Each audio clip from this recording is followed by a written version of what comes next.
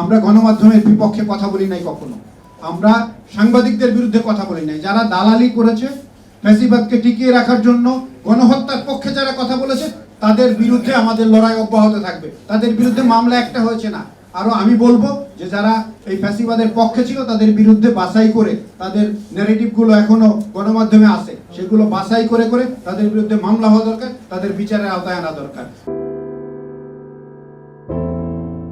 1 August আরেকটি সমাবেশ করেছিলাম প্রতিবাদী নাগরিক সমাজের ব্যানারে। সেখানে প্রধান অতিথি ছিলেন আমাদের আনোয়ারুল্লাহ চৌধুরী এবং সেদিন একটি মিছিল আমরা করেছিলাম 1 আগস্ট, এবং বৃষ্টির মধ্যে সেই মিছিলটি আমরা এখানে করে এসেছিলাম। সেদিন আমাদের পুলিশে বাধা দিয়েছিল। তো সেই মিছিলে, সেই সমাবেশে আসার জন্য তিনি 70 একজন বৃদ্ধ লোক, শারীরিকভাবে ততটা সুস্থ না, তিনি মিছিল করে এসেছিলেন। আমরা প্রেস ক্লাবে সেটি জায়গা পাইনি সেই সমাবেশটি করার জন্য। আমরা ঢাকা রিপোর্টার্স ইউনিটিতে সেই সমাবেশটি করেছিলাম, সেখান থেকে আমরা মিছিল করে স্যারের নেতৃত্বে এখানে এসেছিলাম। এরপরে বিশেষভাবে কৃতজ্ঞতা জানাই আমাদের মাহমুদুর রহমান ভাইয়ের কাছে, যে তাকে আমরা সেই আন্দোলনের সময় মানসিকভাবে সবসময় তাকে আমরা পাশে পেয়েছি। তিনি আমাদের কাছ থেকে দূরে ছিলেন বাস্তবতার কারণে, কিন্তু তাকে আমরা সবসময় ফিল করতাম তিনি আমাদের সাথে আছেন। তার বক্তব্য, তার লেখা, তার বিবৃতির মধ্য দিয়ে আমরা সাহস পেতাম, যার কারণে আমরা, তিনি যে সাহস আমাদেরকে দিয়েছিলেন যে বাঁচতে হলে বীরের মতো বাঁচতে হবে, সুতরাং আমরা এই প্রতিবন্ধকতা মোকাবেলা করেই রাজপথে ছিলাম। সুতরাং আমাদের এই আন্দোলনকে যারা ভিন্ন পথে পরিচালিত করার জন্য, আমাদের এই আন্দোলনকে যারা বলেছেন যে জঙ্গিবাদের পক্ষের আন্দোলন, ঢাকা সাংবাদিক ইউনিয়নের আন্দোলনকে তারা মুক্তিযুদ্ধের কথা বলে ফ্যাসিবাদকে টিকিয়ে রাখার জন্য, ফ্যাসিবাদকে আরো দীর্ঘস্থায়ী করবার জন্য কি পরিমাণে দালালি করেছেন। আজকে কথা আসে যে তাদের বিরুদ্ধে মামলা হয়েছে, কিছু মিডিয়া তাদের পক্ষে আবার সেই ফ্যাসিবাদের দোষর হয়ে দালালি করছেন, তাদের বিরুদ্ধে মামলা হয়েছে, তাদের কষ্ট লাগে। যখন মাহমুদুর রহমানকে হামলা করা হয়েছিল, তার শরীর রক্তাক্ত হয়েছিল, তখন সেই মিডিয়াগুলো একটি কথাও বলেনি। আজকে তাদের বিরুদ্ধে মামলা হলে কষ্ট লাগে, তারা তো সাংবাদিকতা করে নাই।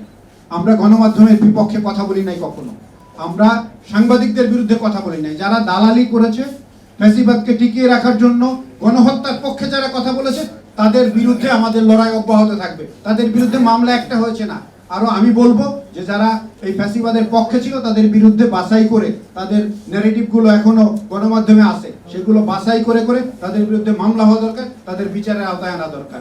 আমি আবারও আজকে যারা আমাদের এই আলোচনায় এসেছেন, যারা তাদের সবাইকে ঢাকা সাংবাদিক ইউনিয়নের পক্ষ থেকে কৃতজ্ঞতা জানিয়ে, ধন্যবাদ জানিয়ে আমি আমার সভাপতির বক্তব্য শেষ করছি। এখন আপনাদের সামনে প্রধান অতিথির বক্তব্য রাখবেন বরেণ্য শিক্ষাবিদ, বরেণ্য বুদ্ধিজীবী, ঢাকা বিশ্ববিদ্যালয়ের সাবেক ভাইস চ্যান্সেলর, সাবেক রাষ্ট্রদূত জনাব প্রফেসর ডক্টর আনোয়ারুল্লাহ চৌধুরী। কারণ 4 জনের নামে এম্বার্গো আছে, তার মধ্যে ওই এমাজুদ্দিন সাহেবের নামও বললো, আর আমার আরো 2 জন কার কথা বললো। তো আমি বললাম যে ঠিক আছে, আপনারা লেখা চান বলেই তো দেই, ঠিক আছে এখন লেখো না। কিসের জন্য এম্বার্গো বলে? স্যার সে কথা স্যার এটা বুঝেন তো, ওনারা তো সব মালিকেরা তো সরকারের পক্ষের লোক, এখন সরকারের পক্ষে হয়েছে, আমরা লিখেন না। তো তারপরে ইত্তেফাকে লেখা বন্ধ করলাম। তারপর তো আমরা কোনো পত্রিকায় ছাপে না, শেষ নয়া দিগন্ত, আই সেলিউট নয়া দিগন্ত, তারা কিন্তু এর ভিতরেও কিন্তু আমাদের কলাপ চেপেছে। এই তো এখন এই যে আজকের যে রিপোর্টের কথা উল্লেখ করেছে, আমি সকালে এসেই বলছিলাম যে আপনারা অবজারভার পত্রিকা পড়েছেন কিনা। এই পত্রিকার লিড নিউজ আজকে যে 266 জন সাংবাদিককে, ডেইলি স্টার যে 266 জন সাংবাদিককে কীভাবে তারা নির্যাতিত হচ্ছে, তাদের বিরুদ্ধে কীভাবে মামলা রুজু হয়েছে, এবং বিভাগ ওয়াইজ, ডিস্ট্রিক্ট ওয়াইজই একটা তালিকা দিয়েছে আর কি, কোন ডিস্ট্রিক্টে কতজন। এবং প্রতিপাদ্য বিষয় হলো, আপনারা যদি ভালো করে পড়ে দেখেন, যেটা বলতে চাচ্ছে যে আগের আমলেও সাংবাদিকেরা নির্যাতিত হয়েছে, এখনও সাংবাদিকেরা নির্যাতিত হচ্ছে। এর যে কোনো গুণগত পার্থক্য আছে এর মধ্যে, সে কথা কিন্তু বলে নাই। বলছে যে এখনও সেইভাবে আপনার আগে একভাবে নির্যাতিত হয়েছে শেখ হাসিনার সময়, এখন আবার অন্যভাবে নির্যাতিত হচ্ছে। এইভাবে নায়ক পরিবর্তন হয়েছে। এইটা কি দুর্ভাগ্য বলেন, এই সকল সাংবাদিক এখনো আছে দেশে।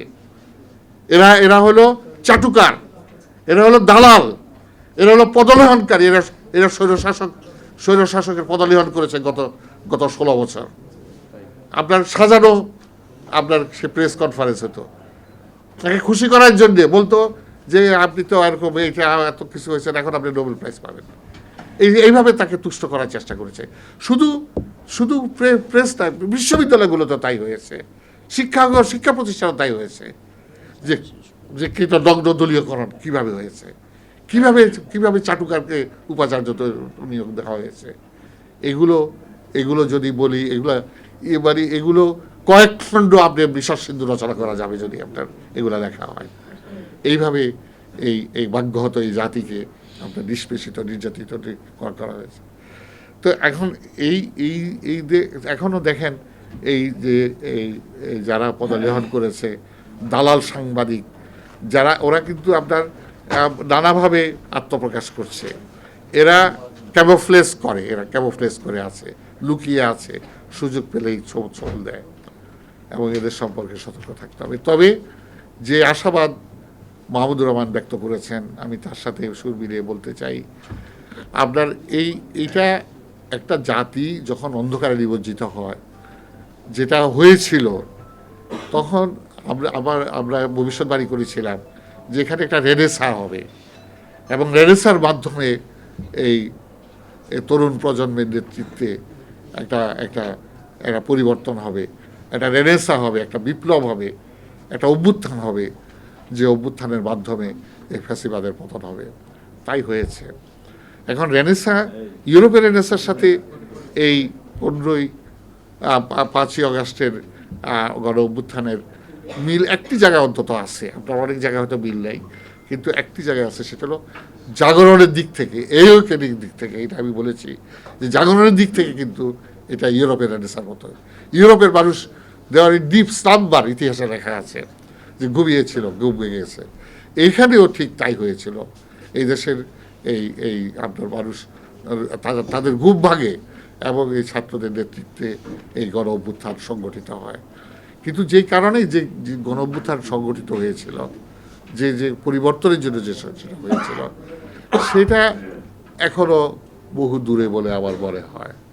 আমি জানি না মাহমুদুর রহমান সাহেব কী মনে করেন, কিন্তু আমাদের কোথায় সে কাঙ্ক্ষিত যে পরিবর্তন, সে কোথায়, সেটা এখনও নির্বাচন আমরা জানি না কখন হবে, কি হবে। তারপরে এখন আমরা শুনেছি যে ধরনের আপনার এই সংবাদপত্রের যেভাবে অন্যভাবে আপনার সেই সংবাদপত্রের স্বাধীনতাকে সেইভাবে স্বীকার করা হচ্ছে না বা স্বীকৃতি দেওয়া হচ্ছে না। তো সেগুলো তো আশা করি আপনারা, কারণ সরকারের মধ্যেও লুকিয়ে আছে আপনার সেই ভারতীয় এজেন্ট আমি মনে করি, এবং তারা এই সরকারকে সফল হতে দেবে কিনা আমার সন্দেহ আছে। আমি সে সন্দেহ আজকে এখানে ব্যক্ত করে গেলাম। কিন্তু আমি মনে করি রেনেসার, বিপ্লবের, বিদ্রোহের একটা অংশ, একটা first phase, this is the first phase of the Renaissance, the first phase of the revolution. এখন এরপরে যদি ঠিক না হয়, মানুষ যদি তার অধিকার ফিরে না পায়, মানুষ যদি তার গণতন্ত্রের অধিকার ফিরিত না, তার মৌলিক অধিকার ফিরে না পায়, মানুষ যদি তাদের সাংবাদিকরা যদি সে সংবাদপত্রের স্বাধীনতা ফিরে না পায়, তাহলে কিন্তু আবারও কিন্তু আপনার সেই রেনেসা, সেই রিভলিউশন কিন্তু আবার সংগঠিত হবে, এবং তার মাধ্যমেই কিন্তু এই দেশের মানুষের মুক্তি আসবে। এই বলে আপনাদের সকলকে ধন্যবাদ জানিয়ে আমার বক্তব্য।